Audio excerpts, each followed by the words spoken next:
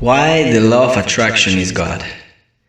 Many talk about the law of attraction, but how to describe the law of attraction in a simple way? Some say that the law of attraction is love, since we attract what we love. The law of attraction is the only law of the universe. Other laws are derivations of the law of attraction, or the law of attraction behaving differently. Polarity, vibration, divine oneness, correspondence, compensation, transmutation, relativity, rhythm, gender are laws as derivations or subfunctions of the only law of the universe, affecting all things all the time, the law of attraction. Many may disagree with this statement. However, we would like the opportunity to explain in this video why the law of attraction is the only law and the only force of creation in the universe.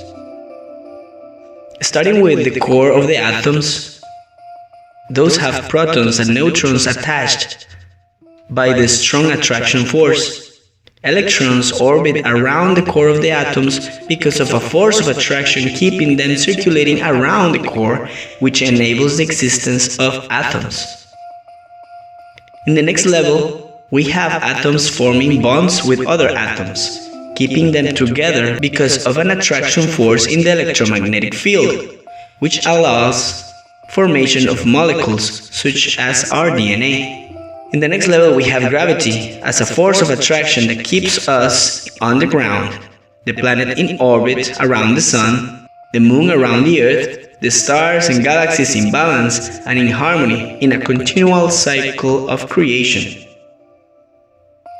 All because of that attraction force, which is gravity, that keeps the whole universe in balance. After analyzing all these attraction forces, the common denominator of all creation is the law of attraction. In the next level, we have people forming bonds, relationships, groups, affiliations, organizations, communities, because we attract each other is the law of attraction.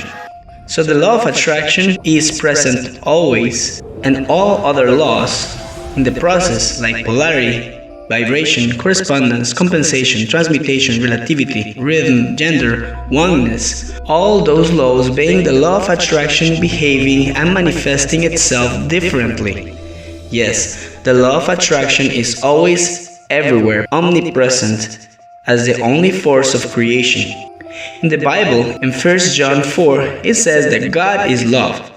If love is the only force of creation, and the law of attraction being the only force of creation, then, following that logical thinking, we can conclude that the law of attraction is God, because God is love, the creator of all things.